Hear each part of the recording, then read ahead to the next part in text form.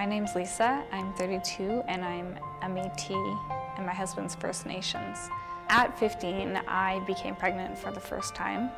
I never thought that I would become pregnant out of wedlock, and I always thought that if I ever became pregnant, I would just be a mother. Abortion was never even a thought that would cross my mind. I talked to my parents about it, and they told me if I was to keep the baby, I could no longer live with them. So being 15, I felt like I didn't have a choice. I had nowhere else to go. I remember my dad taking me. I believe I was about 12 or 13 weeks along when it was done, and I didn't really think that there was any baby anyway. It was just tissue, which is what I was told. When I was 16, I became pregnant for the second time, and by this time I was living on my own. I told my mom and dad that I would have the baby, I was going to keep the baby, and they were okay with it. But this time the pressure came from my boyfriend's family and him to have an abortion. He kept telling me that he didn't want to be part of a baby's life, he didn't want to be a father, but I was prepared to do it on my own until his sisters and his mom got on the phone with me and convinced me that if I kept the baby, I was being selfish and I was going to ruin his life. This time I was about 16 weeks along, so it had to be a longer procedure. I remember one doctor inserting something to make me dilate, and that doctor casually saying, abortion isn't birth control. The third abortion that I had, I was 18, and by this time I was really suicidal. So when I became pregnant, I was at the point that I didn't even want to bring a baby into the world, and this time it was completely my decision, and I was 22 weeks. It was a 2-day procedure. They inserted the seaweed into me, and at that time the doctor told me, you probably won't be able to have kids because you've had 3 abortions. I went back to the apartment. All the cramping and the bleeding began and lasted overnight.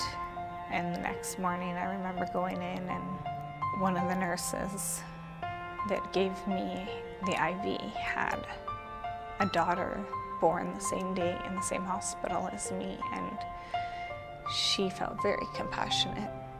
During the actual procedure, for some reason this time I wasn't out, I was still awake, and I knew because of how far along I was that there was some sort of baby. And I remember asking the doctor if he could tell what sex it was and if he could see the face. I didn't get any answers from anybody. They finished it up and sent me into the recovery room where I recovered for an hour. And I pretty much buried it and forgot about it until I had my babies with my husband. And it was then that I saw them on ultrasound and felt them moving and kicking. And it was then that I knew that it wasn't just tissue. With my son, I felt him kicking and actually saw him kicking at 16 weeks, which was 6 weeks earlier than the last abortion that I had. That was hard to swallow. All I remember is being told that it's tissue and that it was safe and common. Actually, the first time that my husband and I got pregnant, I had a miscarriage. I had a lot of trouble carrying my daughter, almost lost her once and was on bed rest. And then delivering her, the placenta wouldn't come out, so they tried to tug out the placenta by the umbilical cord, which pulled off of the placenta. And I didn't stop bleeding for months. and months after she was born. When I became pregnant with my son, the doctor explained to me that because of all of the abortions and the D&Cs with the miscarriage, the density of your uterine walls lessens, and the baby has a harder time, which is a side effect of abortion that I was never told.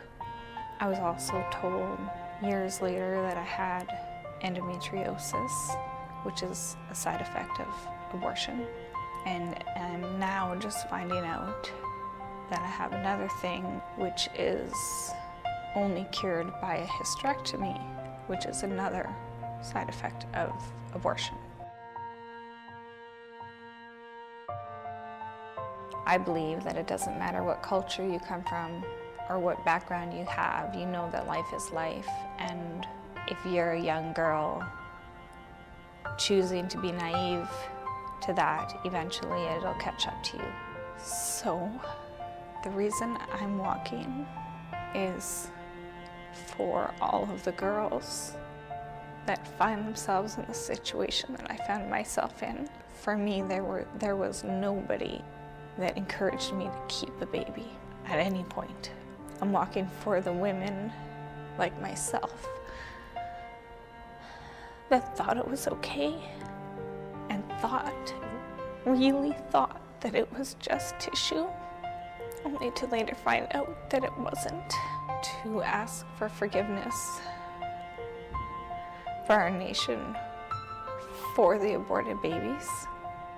And I'm walking for our government to stand up and to have courage to do what's right, whether it's just passing a small legislation, regulations, whatever it might look like.